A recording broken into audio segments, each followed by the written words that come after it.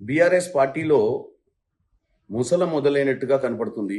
ఎందుకంటే జీవన్ రెడ్డి గారు ఎప్పుడైతే కాంగ్రెస్ పార్టీని వదలాలి, బీఆర్ఎస్లోకి పోవాలి అంటే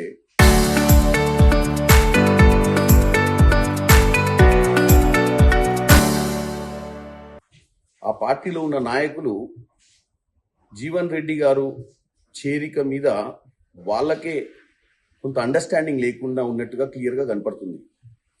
ఎందుకంటే హరీష్ రావు గారు సీనియర్ నాయకుడిగా ప్రాంతంలో ఉండి హరీష్ రావు ఏ రోజు కూడా జీవన్ రెడ్డి గారిని పార్టీలోకి ఆహ్వానించడానికి కానీ ప్రయత్నాలు కానీ చేసినట్టు కనపడలేదు.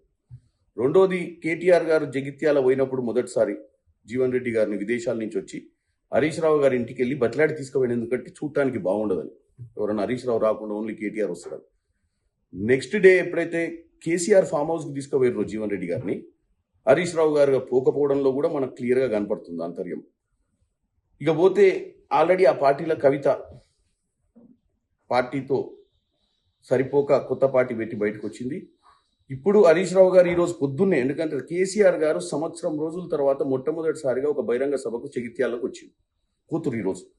దానికి హరీష్ రావు గారు అటెండ్ కాకుండా ఢిల్లీ ప్రయాణం చేయండి. దీన్ని బట్టి చూస్తే ఏమర్థమవుతుందంటే బీఆర్ఎస్ పార్టీ భవిష్యత్తు అంధకారంలోకి పెట్టేట్టుంది. ఎందుకంటే హరీష్ రావు గారు ఢిల్లీలో ఎవరితోటి మంతనాలు చేయడానికి వెళ్తుండు, ఆయన భవిష్యత్ ప్రణాళికలు ఎలా వేసుకుంటుండు అనేది క్లియర్గా మనకు తెలిసిపోతుంది. ఇంకా 2 రోజులు అయితే తెలుస్తుంది ఢిల్లీలో ఎవరెవరిని కలిసి వస్తుండ అనేది. కాబట్టి కేసీఆర్ గారు ప్రతి సంవత్సరం ఏదో ఒక టైంలో ఒకరోజు పండగ చేయడానికి బయటకు వచ్చి ఒక చిన్న సభ పెడతాడు. ఈరోజు కూడా అదే విధంగా జీవన్ రెడ్డి గారి సభకు పోతుండు. జీవన్ రెడ్డి అనే వెస్టెడ్ ఫోర్స్, అంటే కాంగ్రెస్ పార్టీలనే రోజు నసుకుతూ కాంగ్రెస్ పార్టీ మీదనే రోజు నాయకత్వానికి ఎగెనెస్ట్గా మాట్లాడిన అతన్ని బీఆర్ఎస్లో జాయిన్ చేసుకుని అక్కడ కార్యకర్తలకు కూడా మింగుడు పడతలేదు. ఎందుకంటే ఆయన వల్ల పెద్ద లాభం వచ్చేది ఏం లేదు, కానీ నష్టం జరుగుద్దేమోనని వాళ్ళు భయపడుతున్నట్టుగా క్లియర్ కనపడుతుంది. కాబట్టి వీళ్ళు ఏంటంటే వీళ్ళు పొద్దున్న లేస్తే ఏదో షో పుట్టప్ చేయాలనుకుంటారు, కానీ వాస్తవంగా వాళ్ళలోనే పలు సమస్యలతో సతమతమవుతూ మా దగ్గర ఉన్నటువంటి మేము ఎవరినైతే జీవన్ రెడ్డి లాంటి సీనియర్ నాయకులు, ఆయన సీనియర్ నాయకుడే, కానీ ఆయనను ఎన్నోసార్లు ఎన్నో విధాలుగా బతలాడి ఆయనను ఏదో విధంగా ఆయనకు సముచిత స్థానం కల్పించినా ఇక్కడ నచ్చక అక్కడికి పోతుండు. కాబట్టి ఆయనకు అవగాహన లేదు అక్కడ ఏం జరుగుతుందో. అక్కడ ఒక్కరోజు పండుగనే, మొదటి రోజే ఈ వివిఐపి, తర్వాత అక్కడున్న నాయకులను అడిగితే చెప్తారు వాళ్ళ బతుకులు ఎట్లయితే.